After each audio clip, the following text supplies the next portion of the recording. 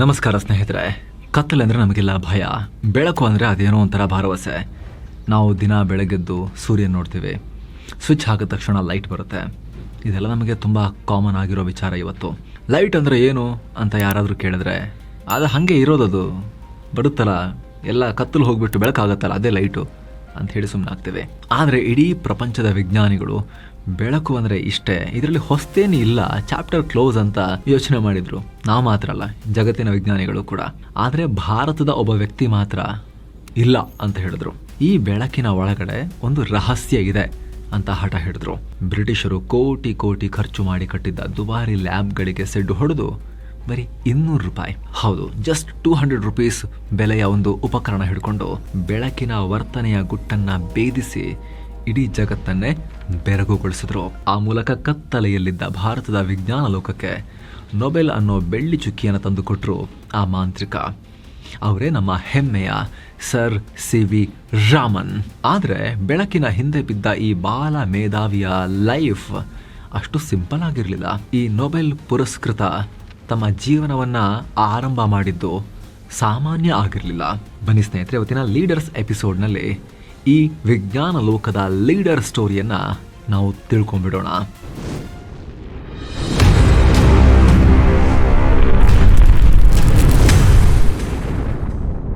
11 ವರ್ಷಕ್ಕೆ SSLC, 14ಕ್ಕೆ degree. ಬಾಲ ಮೇಧಾವಿ ರಾಮನ್. ಸ್ಟೋರಿ ಶುರುವಾಗೋದು 1888 ನವೆಂಬರ್ 7ನೇ ತಾರೀಕು. ತಮಿಳುನಾಡಿನ ತಿರುಚಿನಾಪಲ್ಲಿ ಅನ್ನೋ ಊರಲ್ಲಿ ಒಂದು ಮಗು ಹುಟ್ಟಿತು. ತಂದೆ ಹೆಸರು ಚಂದ್ರಶೇಖರ್ ಅಯ್ಯರ್. ಇವರು ಕೂಡ ಭೌತಶಾಸ್ತ್ರ, ಫಿಸಿಕ್ಸ್ನ ಪ್ರೊಫೆಸರ್ ಆಗಿದ್ರು. ಸೊ ಹುಟ್ಟಿದ ಮಗುವಿಗೆ ಬಾಲ್ಯದಿಂದಲೇ ಬ್ಲಡ್ ಇಂದಲೇ ವಿಜ್ಞಾನ ಹರಿತಾ ಇತ್ತು. ಆ ಮಗುವೆ ಭಾರತದ ಸೈನ್ಸ್ ಹೀರೋ ಚಂದ್ರಶೇಖರ್ ವೆಂಕಟರಾಮನ್ ಅಥವಾ ಸಿ.ವಿ. ರಾಮನ್. ರಾಮನ್ ಅವರನ್ನ ನೋಡೋಕ್ ಹೋದ್ರೆ ತುಂಬಾ ತೆಳ್ಳಗಿದ್ರು, ವೀಕ್ ಇದ್ರು, ಪದೇ ಪದೇ ಹುಷಾರ್ ತಪ್ತಾ ಇದ್ರು. ಆಗಿನ ಕಾಲದಲ್ಲಿ ಲೈಫ್ ಎಕ್ಸ್ಪೆಕ್ಟೆನ್ಸಿನೇ ಲೋ ಇತ್ತಲ್ವಾ. ಆವರೇಜ್ ಆಗಿ ಮನುಷ್ಯ 35-40 ವರ್ಷ ಬದುಕು ಬಿಟ್ರೆ ಆವರೇಜ್ ಲೈಫ್ ಎಕ್ಸ್ಪೆಕ್ಟೆನ್ಸಿ ಅದು ದೊಡ್ಡದು ಅನ್ನೋ ಕಾಲ ಇತ್ತಲ್ವಾ. ಸೊ ಇವನು ಇಷ್ಟು ವೀಕ್ ಇದ್ದಾನೆ, ಪದೇ ಪದೇ ರೋಗಿಷ್ಟ, ಈತ ಲಾಂಗ್ ಲೈಫ್ ಹೊಂದೋದು ತುಂಬ ಕಷ್ಟ ಅಂತ ಎಲ್ಲರೂ ಅಂದ್ಕೊಂಡಿದ್ರು, ಫ್ಯಾಮಿಲಿಯವರು ಕೂಡ. ಆದರೆ ಸ್ನೇಹಿತರೆ, ಅವರ ಬಾಡಿ ವೀಕ್ ಇದ್ದಿರ್ಬೋದು, ಆದರೆ ಅವರ ಬ್ರೈನ್ ಯಾವುದೋ ಅನ್ಸ್ಟಾಪಬಲ್ ರಾಕೆಟ್ ಥರ ಇತ್ತು. ಸ್ನೇಹಿತರೆ, ನೀವೇ ಜಸ್ಟ್ ಇಮ್ಯಾಜಿನ್ ಮಾಡ್ಕೊಳ್ಳಿ, ಇವತ್ತು 11 ವರ್ಷದ ಮಗು ಅಂದರೆ ಎಷ್ಟನೇ ಕ್ಲಾಸ್ ಓದುತ್ತೆ? 5 ಅಥವಾ 6ನೇ ಕ್ಲಾಸ್ ಅಲ್ವಾ. ಆದರೆ ನಮ್ಮ ಹೀರೋ ರಾಮನ್ ತಮ್ಮ 11ನೇ ವಯಸ್ಸಿಗೆ SSLC ಮ್ಯಾಟ್ರಿಕ್ಯುಲೇಷನ್ ಕಂಪ್ಲೀಟ್ ಮಾಡಿದ್ರು. ಇನ್ನೂ ಶಾಕಿಂಗ್ ಅಂದರೆ 13ನೇ ವಯಸ್ಸಿಗೆ PU ಕೂಡ ಮುಗಿಸಿ ಸ್ಕಾಲರ್ಶಿಪ್ ಪಡ್ಕೊಂಡಿದ್ರು. 14 ತುಂಬುವಷ್ಟರಲ್ಲಿ ಡಿಗ್ರಿ ಕಾಲೇಜಿಗೆ ಎಂಟ್ರಿ ಕೊಟ್ಟಾಗಿತ್ತು. ಅದು ಕೂಡ ಮೆಡ್ರಾಸ್ನ ಪ್ರಸಿದ್ಧ ಪ್ರೆಸಿಡೆನ್ಸಿ ಕಾಲೇಜ್ಗೆ. ಅಂದರೆ ನಾವೆಲ್ಲ 7-8ನೇ ಕ್ಲಾಸ್ನಲ್ಲಿ ಇರೋ ಟೈಮ್ನಲ್ಲಿ ಸಿ.ವಿ. ರಾಮನ್ ಆಲ್ರೆಡಿ ಕಾಲೇಜಿಗೆ ಹೋಗಿ ಆಗಿತ್ತು. ಎಲ್ಲಿಯ 7ನೇ ಕ್ಲಾಸ್, ಎಲ್ಲಿಯ ಡಿಗ್ರಿ ಕಾಲೇಜ್. ಜೊತೆಗೆ ಇಲ್ಲಿ ನಿಮಗೊಂದು ಡೌಟ್ ಬಂದಿರ್ಬೋದು, ಇದೇನಿದು 11 ವರ್ಷಕ್ಕೆ SSLC, 13ಕ್ಕೆಲ್ಲ ಕಾಲೇಜ್ ಅಂದರೆ ಆಗಿನ ಕಾಲದಲ್ಲಿ ರೂಲ್ಸ್, ಏಜ್ ಲಿಮಿಟ್ ಎಲ್ಲ ಇರಲಿಲ್ವಾ ಅಂತ. ನೋಡಿ, ಇವತ್ತಿನ ಎಜುಕೇಷನ್ ರೂಲ್ಸ್ ಪ್ರಕಾರ ಮಗುವಿಗೆ 1ನೇ ಕ್ಲಾಸ್ ಸೇರಬೇಕು ಅಂದರೆ 6 ವರ್ಷ ಆಗಿರಬೇಕು. SSLCಗೆ ಬರುವಷ್ಟರಲ್ಲಿ 15-16 ವರ್ಷ ಆಗಿರುತ್ತೆ. ಈಗೇನಾದರೂ ಆ ರೀತಿ ಚಿಕ್ಕ ಮಕ್ಕಳಿಗೆ ಎಕ್ಸಾಮ್ ಬರೀಬೇಕು ಅಂತ ಹೇಳಿದ್ರೆ ಎಜುಕೇಷನ್ ಬೋರ್ಡ್ನಿಂದ ಸ್ಪೆಷಲ್ ಪರ್ಮಿಷನ್ ಅಥವಾ ಕೋರ್ಟ್ ಆರ್ಡರ್ ಬೇಕಾಗುತ್ತೆ, ಸ್ವಲ್ಪ ಫಾಸ್ಟ್ ಮಾಡ್ಕೋಬೇಕು ಅಂತ ಹೇಳಿದ್ರೆ. ಆದರೆ 1890ರ ದಶಕದ ಬ್ರಿಟಿಷ್ ಇಂಡಿಯಾದಲ್ಲಿ ಇವತ್ತಿನ ಥರ ಕಟ್ಟುನಿಟ್ಟಾದ ವಯಸ್ಸಿನ ನಿಯಮ, ಸ್ಟ್ರಿಕ್ಟ್ ಏಜ್ ಲಿಮಿಟ್ ಇರಲಿಲ್ಲ. ಆಗ ಮೆಡ್ರಾಸ್ ಯೂನಿವರ್ಸಿಟಿಯಂತಹ ಬೋರ್ಡ್ಗಳು ವಿದ್ಯಾರ್ಥಿಯ ವಯಸ್ಸಿಗಿಂತ ಅವರ ಜ್ಞಾನ ಮತ್ತು ಬುದ್ಧಿಮತ್ತೆಗೆ ಹೆಚ್ಚು ಬೆಲೆ ಕೊಡ್ತಾ ಇದ್ರು. ಮಗು ಎಕ್ಸಾಮ್ ಪಾಸ್ ಮಾಡುವಷ್ಟು ಟ್ಯಾಲೆಂಟ್ ಹೊಂದಿದ್ರೆ ಕ್ಲಾಸ್ ಜಂಪ್ ಮಾಡಿ ಬೇಗ ಎಕ್ಸಾಮ್ ಬರೆಯೋಕೆ ಅವಕಾಶ ಇತ್ತು. ರಾಮನ್ ಅವರ ಬ್ರೈನ್ ಎಷ್ಟೊಂದು ಶಾರ್ಪ್ ಇತ್ತು ಅಂದರೆ ಅವರ ಟ್ಯಾಲೆಂಟ್ ನೋಡಿ ಅವರಿಗಿಂತ ಡಬಲ್ ವಯಸ್ಸಿನವರೊಂದಿಗೆ ಎಕ್ಸಾಮ್ ಬರೆಯೋಕೆ ಕೂರಿಸ್ತಾ ಇದ್ರು. ಜೊತೆಗೆ ಇದಕ್ಕೊಂದು ಇಂಟ್ರೆಸ್ಟಿಂಗ್ ಕಥೆ ಕೂಡ ಇದೆ. ರಾಮನ್ ಅವರು ಮಡ್ರಾಸ್ ಪ್ರೆಸಿಡೆನ್ಸಿ ಕಾಲೇಜಿಗೆ ಸೇರಿದ ಹೊಸದ್ರಲ್ಲಿ ಅಲ್ಲಿನ ಇಂಗ್ಲಿಷ್ ಪ್ರೊಫೆಸರ್ ಒಬ್ಬರು ಕ್ಲಾಸ್ ತಗೊಳ್ತಾ ಇದ್ರು. ಸಡನ್ ಆಗಿ ಬೆಂಚ್ ಮೇಲೆ ಕುಳಿತಿದ್ದ ಪುಟ್ಟ ರಾಮನ್ ಅವರು ನೋಡಿ, ಏಯ್ ಹುಡುಗ, ನೀನು ತಪ್ಪು ಕ್ಲಾಸಿಗೆ ಬಂದಿದ್ಯಾ, ಸ್ಕೂಲ್ಗೆ ಹೋಗು ಅಂತ, ಇದು ಸೀನಿಯರ್ಸ್ ಕ್ಲಾಸ್ ಅಂತ ಹೇಳಿ ರೇಗಿಸಿದ್ರು. ಆಗ ಎದ್ದು ನಿಂತು ರಾಮನ್ ಅವರು, ಸರ್ ನಾನು ನಿಮ್ಮ ಸ್ಟೂಡೆಂಟ್, ಇದೇ ಕ್ಲಾಸ್ನ ವಿದ್ಯಾರ್ಥಿ ನಾನು ಅಂತ ಹೇಳಿದಾಗ ಪ್ರೊಫೆಸರ್ ಬೆಚ್ಚಿ ಬಿದ್ದಿದ್ರು. ಅಷ್ಟು ಚಿಕ್ಕ ವಯಸ್ಸಿಗೆ ಮಾಸ್ಟರ್ ಡಿಗ್ರಿ ಓದೋ ತಾಕತ್ತು ಅವ್ರಿಗಿತ್ತು. 1906ನೇ ಇಸ್ವಿಯಲ್ಲಿ ರಾಮನ್ ಅವರಿಗೆ ಕೇವಲ 18 ವರ್ಷ ವಯಸ್ಸಿದ್ದಾಗ, ನಾವೆಲ್ಲ ಇನ್ನು PUಗಳಲ್ಲಿ ಪೋಖ್ರಿಗಳಾಗಿದ್ದ ಟೈಮ್ನಲ್ಲಿ ಇವರು ತಮ್ಮ ಮೊದಲ ಸೈಂಟಿಫಿಕ್ ರಿಸರ್ಚ್ ಪೇಪರನ್ನು ಪಬ್ಲಿಷ್ ಮಾಡಿಬಿಟ್ಟಿದ್ರು. Unsymmetrical diffraction bands due to rectangular aperture ಅನ್ನೋ ಟೈಟಲ್ನ ಆ ಪೇಪರ್ ಬ್ರಿಟನ್ನ ಪ್ರತಿಷ್ಠಿತ ಫಿಲಾಸಾಫಿಕಲ್ ಮ್ಯಾಗಝಿನ್ನಲ್ಲಿ ಪಬ್ಲಿಷ್ ಆಗಿತ್ತು. ಜಸ್ಟ್ ಇಮ್ಯಾಜಿನ್, ಇನ್ನು ಡಿಗ್ರಿ ಓದ್ತಾ ಇದ್ದ ಒಬ್ಬ ಇಂಡಿಯನ್ ಸ್ಟೂಡೆಂಟ್ ಬರೆದ ಪೇಪರ್ ಬ್ರಿಟಿಷರ ಟಾಪ್ ಸೈನ್ಸ್ ಜರ್ನಲ್ನಲ್ಲಿ ಪ್ರಿಂಟ್ ಆಗಿತ್ತು ಅಂದರೆ ಅವರ ಲೆವೆಲ್ ಏನು ಅಂತ. ಹಾಗಿದ್ರೆ ಇವರಿಗೆ ಇಷ್ಟೆಲ್ಲ ನಾಲೆಜ್ ಎಲ್ಲಿಂದ ಬಂತು? ಸ್ಕೂಲಿಂದನಾ? ಖಂಡಿತ ಅಲ್ಲ. ಅವರ ತಂದೆ ಮನೆಯಲ್ಲಿ ಮಾಡಿದ್ದ ದೊಡ್ಡ ಲೈಬ್ರರಿಯೇ ಇವರಿಗೆ ಪ್ರಪಂಚ ಆಗಿತ್ತು. ಹೆಲ್ಮ್ ಹಾಲ್ಸ್ ಬರೆದ ದಿ ಡೈನಾಮಿಕ್ಸ್ ಆಫ್ ಪಾರ್ಟಿಕಲ್ ಅನ್ನೋ ದಪ್ಪ ಇಂಗ್ಲಿಷ್ ಸೈನ್ಸ್ ಪುಸ್ತಕಗಳೇ ಅವರ ಬೆಸ್ಟ್ ಫ್ರೆಂಡ್ಸ್ ಆಗಿದ್ವು. ಆಟ ಆಡೋ ವಯಸ್ಸಲ್ಲಿ ಇವರು ಆಟಮ್ಗಳ ಬಗ್ಗೆ, ಪರಮಾಣುಗಳ ಬಗ್ಗೆ ಯೋಚನೆ ಮಾಡ್ತಾ ಇದ್ರು. ಹಗಲು ಆಫೀಸರ್, ರಾತ್ರಿ ವಿಜ್ಞಾನಿ. ಆದರೆ ಜೀವನ ಅಂದರೆ ಬರೀ ಗೆಲುವಲ್ಲ ಅಲ್ವಾ, ಅಲ್ಲೂ ಸಮಸ್ಯೆ ಇರುತ್ತೆ. ಆ ಕಾಲದ ಬ್ರಿಟಿಷ್ ಇಂಡಿಯಾದಲ್ಲಿ ವಿಜ್ಞಾನವನ್ನು ಓದಿದ್ರೆ ಹೊಟ್ಟೆ ತುಂಬಲ್ಲ. ಸೈನ್ಸ್ ಒಂದು ಹುಚ್ಚಾಟ, ಅದು ಒಂಥರ ಕ್ರೇಜಿ ಜರ್ನಿ ಅದು ಅನ್ನೋ ಭಾವನೆ ಇತ್ತು. ಮನೆಯವರ ಒತ್ತಾಯಕ್ಕೆ ಮಣಿದ ರಾಮನ್ ಅನಿವಾರ್ಯವಾಗಿ ಫಿನಾನ್ಷಿಯಲ್ ಸಿವಿಲ್ ಸರ್ವಿಸ್ ಎಕ್ಸಾಮ್ ಬರೆದ್ರು. ಇವತ್ತಿನ IAS UPSC ಲೆವೆಲ್ನ ಎಕ್ಸಾಮ್ ಅಂತ ಅಂದ್ಕೊಳ್ಳಿ. ಅದರಲ್ಲೂ ಟಾಪರ್ ಆಗಿ ಪಾಸ್ ಆದರು. ಕೋಲ್ಕತ್ತಾದಲ್ಲಿ ಅಸಿಸ್ಟೆಂಟ್ ಅಕೌಂಟೆಂಟ್ ಜನರಲ್, ದೊಡ್ಡ ಸರ್ಕಾರಿ ಹುದ್ದೆ ಸಿಕ್ತು. ಕೈ ತುಂಬ ಸಂಬಳ, ಬಂಗ್ಲೆ, ಕಾರು, ಸೇವಕರು, ಲೈಫ್ ಸೆಟಲ್ ಅಲ್ವಾ. ಆದರೆ ರಾಮನ್ ಮನಸ್ಸು ಆಫೀಸ್ ಫೈಲ್ಗಳಲ್ಲಿರಲಿಲ್ಲ. ಅದು ಸದಾ ಲ್ಯಾಬ್ಗಳಲ್ಲಿ, ಮೈಕ್ರೋಸ್ಕೋಪ್ಗಳಲ್ಲಿ ಓಡಾಡ್ತಾ ಇತ್ತು. ಹೀಗಿರುವಾಗ ಒಂದಿನ ಆಫೀಸ್ಗೆ ಹೋಗೋಕ್ಕೆ ಅಂತ ಇವರು ಟ್ರಾಮ್ನಲ್ಲಿ ಹೋಗ್ತಾ ಇದ್ರು. ಟ್ರಾಮ್ ಕಿಟಕಿಯಿಂದ ಹೊರಗೆ ನೋಡಿದಾಗ ಒಂದು ಬೋರ್ಡ್ ಕಾಣುತ್ತೆ, Indian association for the cultivation of science, IACS ಅಂತ. ಆ ಬೋರ್ಡ್ ನೋಡಿದ್ದೆ ತಡ ರಾಮನ್ ಚಲಿಸೋ ಟ್ರಾಮ್ನಿಂದ ತಕ್ಷಣ ಕೆಳಗೆ ಹಾರಿ ನೇರವಾಗಿ ಆ ಕಟ್ಟಡದ ಒಳಗೆ ನುಗ್ಗಿದ್ರು.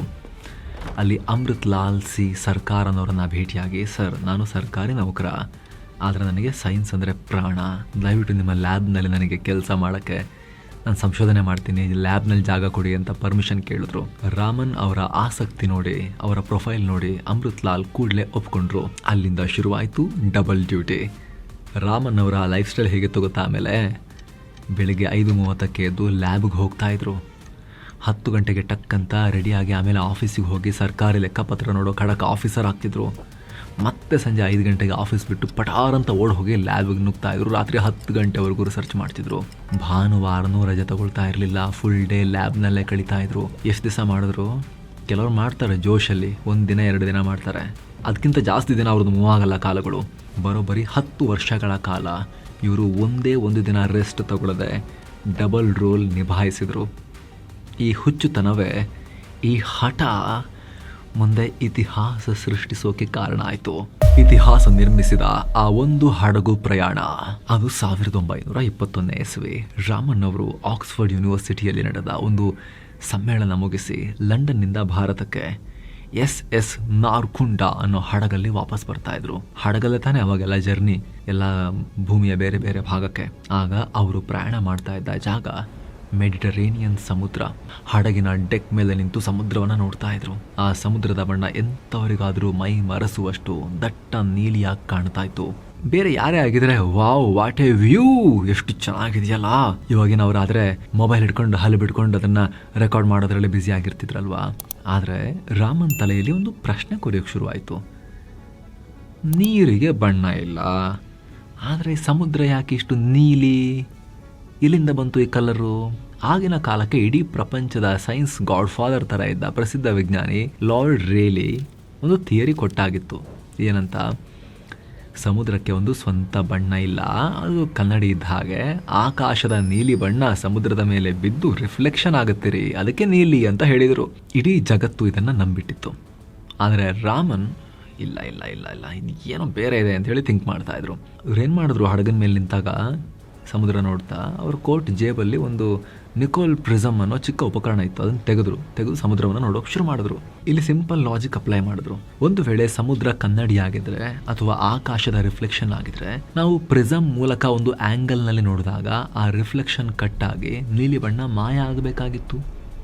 ನೀರು ಅದರ ಒರಿಜಿನಲ್ ಕಲರ್ ಅಥವಾ ಬಣ್ಣ ಇಲ್ಲದ ನೀರಿನ ಥರ ಕಾಣಬೇಕಾಗಿತ್ತು.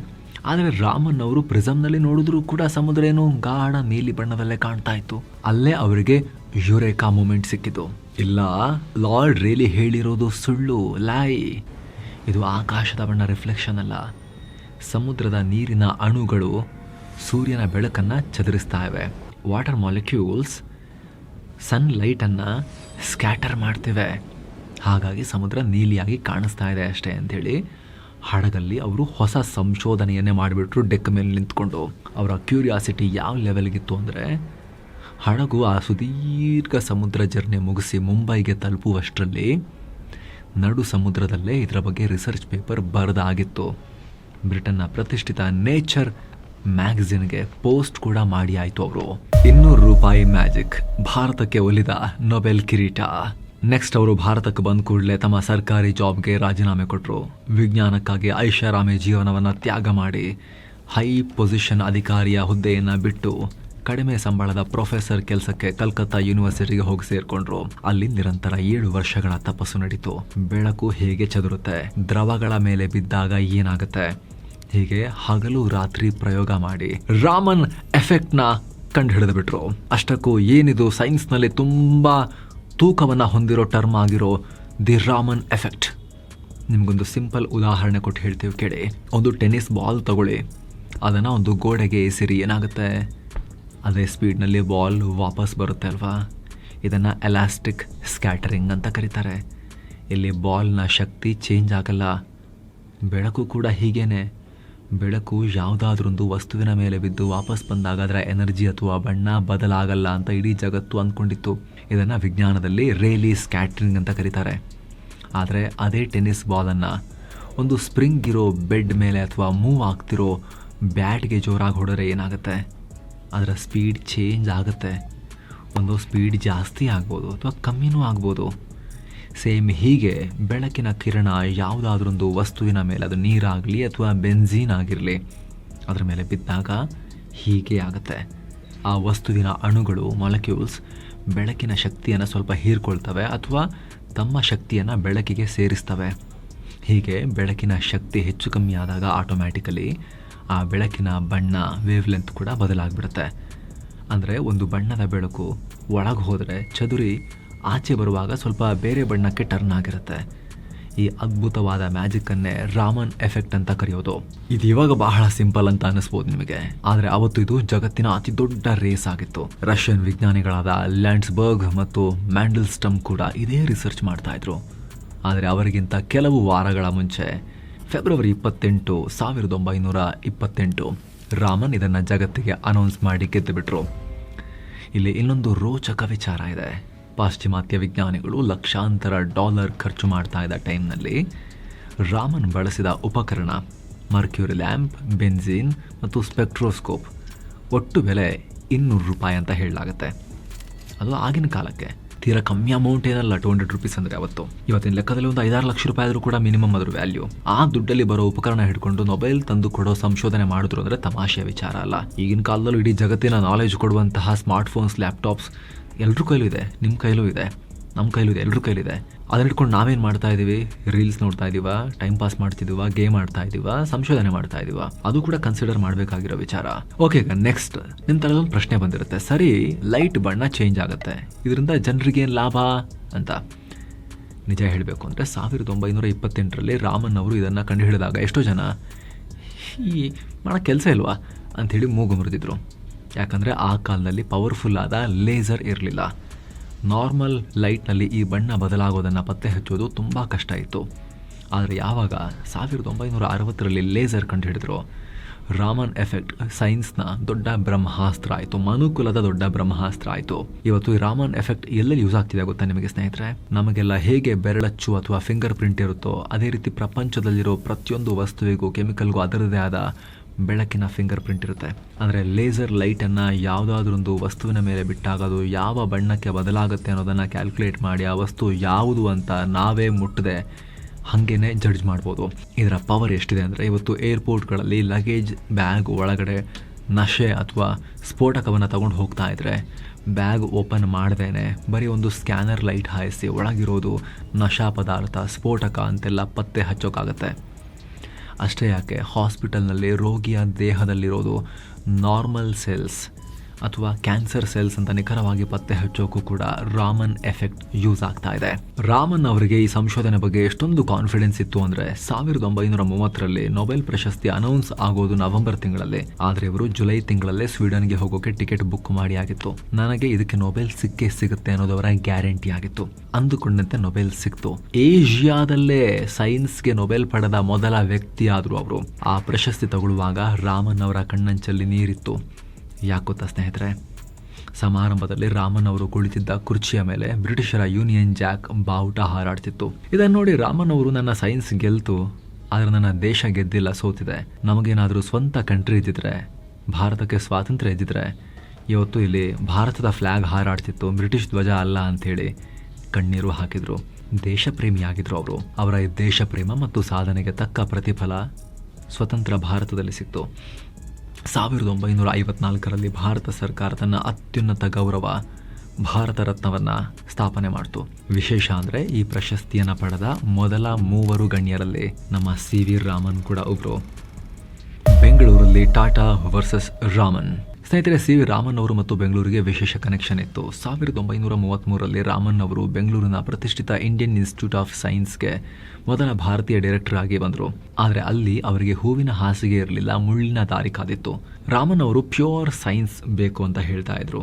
ಆದರೆ ಮ್ಯಾನೇಜ್ಮೆಂಟ್ನವರು, ಟಾಟಾದವರು ಮತ್ತು ಬ್ರಿಟಿಷರು ಅಪ್ಲೈಡ್ ಸೈನ್ಸ್ಗೆ, ಇಂಡಸ್ಟ್ರಿಗೆ, ಕೆಮಿಕಲ್ ಫ್ಯಾಕ್ಟ್ರಿಗೆ ಬೇಕಾದ ರಿಸರ್ಚ್ ಅಂದರೆ ಪ್ರಾಫಿಟಬಲ್ ಇರಬೇಕು ಅನ್ನೋ ಥರದಲ್ಲಿ ಒತ್ತಾಯ ಮಾಡ್ತಾ ಇದ್ರು. ಈ ಸಿದ್ಧಾಂತಗಳ ಸಂಘರ್ಷ ಯಾವ ಲೆವೆಲ್ಗೆ ಹೋಯಿತು ಅಂದರೆ ರಾಮನ್ ಅವರ ವಿರುದ್ಧ ಇನ್ಸ್ಟಿಟ್ಯೂಟ್ ಒಳಗೇನೆ ಪಾಲಿಟಿಕ್ಸ್ ನಡೀತು. ಅವ್ರನ್ನ ಡೈರೆಕ್ಟರ್ ಹುದ್ದೆಯಿಂದ ಕೆಳಗಿಳಿಸುವ ಪ್ರಯತ್ನ ಮಾಡಲಾಯಿತು. ಕಡೆಗೆ ಬೇಜಾರಾಗಿ ರಾಮನ್ ಅವರೇ ರಾಜೀನಾಮೆ ಕೊಟ್ಟು ಹೋದರು. ಸಾಮಾನ್ಯವಾಗಿ ಯಾರಾದರೂ ಆಗಿದ್ರೆ ಊರು ಬಿಟ್ಟೇ ಹೋಗ್ತಾ ಇದ್ರು. ಆದರೆ ರಾಮನ್ ಫೀನಿಕ್ಸ್ ಪಕ್ಷಿ ಹಾಗೆ ನನ್ನನ್ನು ಕೆಳಗಿಳಿಸ್ಬೋದು, ನನ್ನ ಕೆಲಸನಲ್ಲ ಅಂಥೇಳಿ ಗುಡುಗಿದ್ರು. ಆಮೇಲೆ ಸ್ವಂತ ದುಡ್ಡಲ್ಲಿ ಮಹಾರಾಜರು ಕೊಟ್ಟ ಜಾಗದಲ್ಲಿ ಈಗಿನ ಮೇಕ್ರಿ ಸರ್ಕಲ್ ಹತ್ತಿರ ರಾಮನ್ ರಿಸರ್ಚ್ ಇನ್ಸ್ಟಿಟ್ಯೂಟ್ RRI ಅನ್ನೋ ಅದ್ಭುತ ಸಂಸ್ಥೆಯನ್ನು ಕಟ್ಟಿದ್ರು. ಯೋಚನೆ ಮಾಡಿ, ಬೆಂಗಳೂರಲ್ಲಿ ಇವತ್ತು ಮೇಕ್ರಿ ಸರ್ಕಲ್, ಯಶವಂತಪುರ ಇಲ್ಲೆಲ್ಲ ಓಡಾಡೋ ಟೈಮ್ನಲ್ಲಿ, IASC ಮುಂದೆ ಎಲ್ಲ ಓಡಾಡೋ ಟೈಮ್ನಲ್ಲಿ ರಾಮನ್ ಅವರಲ್ಲಿ ಓಡಾಡಿದ್ರು ಅಂಥೇಳಿ ನೆನ್ಪು ಮಾಡ್ಕೊಳ್ಳಿ ಸ್ನೇಹಿತರೆ. ವಿಶೇಷ ಅಂದರೆ ಇವರು ಮೃತಪಡುವಾಗ, ಸಾಯುವಾಗ ಒಂದು ವಿಲ್ಲನ್ನು ಬರೆದಿಟ್ಟಿದ್ರು. ನಾನು ಸತ್ತ ಮೇಲೆ ಈ ಸಂಸ್ಥೆಯನ್ನು ದಯವಿಟ್ಟು ಸರ್ಕಾರದ ಕೈಗೆ ಕೊಡಬೇಡಿ, ಹೋದರೆ ಇದರ ಕತೆ ಮುಗೀತು, ಇದು ಇಂಡಿಪೆಂಡೆಂಟ್ ಆಗಿ ಇರಬೇಕು ಅಂತ. ಇಂದಿಗೂ RRI ಒಂದು ಸ್ವಾಯತ್ತ ಸಂಸ್ಥೆಯಾಗಿ ಕೆಲಸ ಮಾಡ್ತಾನೆ ಇದೆ. ಸಂಗೀತದಲ್ಲೂ ಸೈನ್ಸ್ ಹುಡುಕಿದ ಸಂತ ರಾಮನ್ ಅಂದ್ರೆ ಬರೀ ಲ್ಯಾಬ್, ಟೆಸ್ಟ್ ಟ್ಯೂಬ್ ಅಂತ ಅನ್ಕೋಬೇಡಿ. ಅವರಿಗಿದ ಇಂಟ್ರೆಸ್ಟ್ ಕೇಳಿದ್ರೆ ಶಾಕ್ ಆಗುತ್ತೆ ನಿಮಗೆ. ರಾಮನ್ ಅವರಿಗೆ ಸಂಗೀತ ಅಂದ್ರೆ ಪ್ರಾಣ. ಭಾರತದ ತಬಲಾ ಮತ್ತು ಮೃದಂಗ ವೆಸ್ಟರ್ನ್ ಡ್ರಮ್ಸ್ಗಿಂತ ಹೆಚ್ಚು ವೈಜ್ಞಾನಿಕ ಅಂತ ಪ್ರೂವ್ ಮಾಡಿದ್ರು. ವೆಸ್ಟರ್ನ್ ಡ್ರಮ್ಸ್ ಬರೀ ಶಬ್ದ, ನಾಯ್ಸ್ ಮಾಡುತ್ತೆ, ಆದರೆ ನಮ್ಮ ಮೃದಂಗದಲ್ಲಿ ಹಾರ್ಮೋನಿಕ್ಸ್, ಶ್ರುತಿ ಇದೆ ಅಂತ ಜಗತ್ತಿಗೆ ತೋರಿಸ್ಕೊಟ್ರು. ಜೊತೆಗೆ ವಜ್ರಗಳು ಅಂದರೆ ಅವರಿಗೆ ಹುಚ್ಚು. ತಮ್ಮ ಸಂಬಳವನ್ನೆಲ್ಲ ಹಾಕಿ ವಜ್ರದ ಹರಳುಗಳನ್ನು ಕಲೆಕ್ಟ್ ಮಾಡ್ತಾಯಿದ್ರು. ಕುತ್ತಿಗೆಗೆ ಹಾಕೊಳ್ಳೋಕ್ಕಲ್ಲ, ವಜ್ರದ ಒಳಗೆ ಬೆಳಕು ನುಗ್ಗಿದಾಗ ಹೆಂಗೆ ಆಟ ಆಡುತ್ತೆ ಅನ್ನೋದನ್ನು ನೋಡೋಕೆ. ಅಲ್ಲದೆ ರಾಮನ್ ಒಬ್ಬ ಪ್ರಕೃತಿ ಪ್ರೇಮಿ ಕೂಡ ಆಗಿದ್ರು. RRI ಕ್ಯಾಂಪಸ್ನಲ್ಲಿರೋ ಎಷ್ಟೋ ಮರಗಳನ್ನು ಇವರೇ ನೆಟ್ಟಿದ್ದು. ಹೂಗಳ ಬಣ್ಣ, ಚಿಟ್ಟೆಗಳ ರೆಕ್ಕೆಯ ಬಣ್ಣ, ಪ್ರಕೃತಿಯ ಪ್ರತಿಯೊಂದು ಬಣ್ಣದ ಹಿಂದೆನೂ ಫಿಸಿಕ್ಸ್ ಹುಡುಕ್ತಾ ಇದ್ದ ವಿಜ್ಞಾನದ ಸಂತ ಆಗಿದ್ರು ಇವರು. ಪ್ರಕೃತಿಯ ಮಡಿಲಿಗೆ ಸೇರಿದ ಬೆಳಕಿನ ಸರ್ದಾರ. ಇಂತಹ ರಾಮನ್ ಅವರು 1970ರ ನವೆಂಬರ್ ತಿಂಗಳು, 82 ವರ್ಷ ಆಗಿತ್ತು. ಹಾಸ್ಪಿಟಲಲ್ಲಿ ಡಾಕ್ಟರ್ಸ್ ಬಂದು, ಸರ್ ಆಕ್ಸಿಜನ್ ಮಾಸ್ಕ್ ಹಾಕೊಳ್ಳಿ, ಇನ್ನೂ ಸ್ವಲ್ಪ ದಿನ ಉಳಿತೀರಾ ಅಂತ ಹೇಳಿದ್ರು. ಆದರೆ ಆ ಮಹಾನ್ ಜೀವ ಹೇಳಿದ್ದೇನು ಗೊತ್ತಾ? ಬೇಡ ಡಾಕ್ಟರ್, ನನ್ನ ಕೆಲಸ ಆಯಿತು, ನನ್ನ ಲೈಫ್ ಮುಗೀತು, ನಾನು ಬದುಕಿದರೆ ಆ್ಯಕ್ಟಿವ್ ಆಗಿರಬೇಕು, ಹೀಗೆ ಬೆಡ್ ಮೇಲೆ ಮಲಗಿರೋದು ಇಷ್ಟ ಇಲ್ಲ ಅಂಥೇಳಿ ನನ್ನನ್ನು ಪ್ರಕೃತಿಯ ಮಡಿಲಿಗೆ ಸೇರೋಕೆ ಬಿಡಿ ಅಂಥೇಳಿ ಮಾಸ್ಕನ್ನು ಕಿತ್ತು ಬಿಸಾಕಿಬಿಟ್ರು. ನವೆಂಬರ್ 21, 1970. ಈ ಬೆಳಕಿನ ವಿಜ್ಞಾನಿ ಶಾಶ್ವತವಾಗಿ ಕತ್ತಲ ಲೋಕಕ್ಕೆ ಜಾರಿದ್ರು. ಇವತ್ತು ನಾವು ಚಂದ್ರನ ಮೇಲೆ ಕಾಲಿಟ್ಟಿರ್ಬೋದು, ಮಂಗಳನ ಅಂಗಳಕ್ಕೆ ಹೋಗ್ತಾ ಇರ್ಬೋದು, ಆದರೆ ಅದಕ್ಕೆಲ್ಲ ಬೇಕಾದ ವಿಜ್ಞಾನದ ಬುನಾದಿ ಹಾಕಿದ್ದು ಇಡೀ ಜಗತ್ತಿಗೆ, ಮನುಕುಲಕ್ಕೆ CV ರಾಮನ್ ಅವರು. ಇವರ ಆವಿಷ್ಕಾರದ ನೆನಪಿಗಾಗಿ ನಾವು ಫೆಬ್ರವರಿ 28 ರಾಷ್ಟ್ರೀಯ ವಿಜ್ಞಾನ ದಿನ ಅಂತ ಆಚರಿಸ್ತೀವಿ. ರಾಮನ್ ಅವರು ನಮ್ಮಿಂದ ಮರೆಯಾಗಿದ್ದಾರೆ ಸ್ನೇಹಿತರೆ, ಆದರೆ ಅವರು ಹಚ್ಚಿಟ್ಟ ವಿಜ್ಞಾನದ ದೀಪ ಇನ್ನೂ ಜೋರಾಗಿ ಉರಿತಾ ಇದೆ. ಯಾಕಂದರೆ ಇಸ್ರೋ ಹುಟ್ಟು ಹಾಕಿದ ವಿಕ್ರಮ್ ಸಾರಾಭಾಯಿರಂಥ ಎಷ್ಟೋ ವಿಜ್ಞಾನಿಗಳನ್ನು ತಮ್ಮ ಲ್ಯಾಬ್ನಲ್ಲಿ ತಯಾರು ಮಾಡಿದ ದೊಡ್ಡ ಮೆಂಟಾರ್ ಇದೇ CV ರಾಮನ್. ಸೊ ಇಂಥ ಮಹಾನ್ ಸೈನ್ಸ್ ಲೀಡರ್ ಸ್ಟೋರಿಯನ್ನು ನಮ್ಮ ಲೀಡರ್ಸ್ ಎಪಿಸೋಡಲ್ಲಿ ಎಕ್ಸ್ಪ್ಲೇನ್ ಮಾಡೋ ಪ್ರಯತ್ನ ನಾವು ಮಾಡಿದ್ದೀವಿ. ದಯವಿಟ್ಟು ಇದನ್ನು ಪ್ರತಿಯೊಬ್ಬರಿಗೂ ಶೇರ್ ಮಾಡಿ ಸ್ನೇಹಿತರೆ.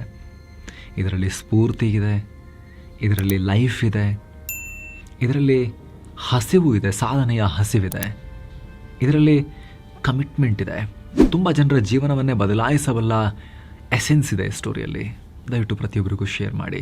ಹಾಗೆ ಸ್ನೇಹಿತರೆ, ಕಡೆಯದಾಗಿ ನಿಮ್ಮಲ್ಲಿ ಒಂದು ಮನವಿ, ವಿಡಿಯೋ ಕೆಳಗಿರೋ ಜಾಯಿನ್ ಬಟನ್ ಮೂಲಕ ಆಸಕ್ತ ವೀಕ್ಷಕರು ನಮ್ಮ ಚಾನಲ್ಗೆ ಮೆಂಬರ್ ಆಗಿ ಜಾಯಿನ್ ಆಗ್ಬೋದು.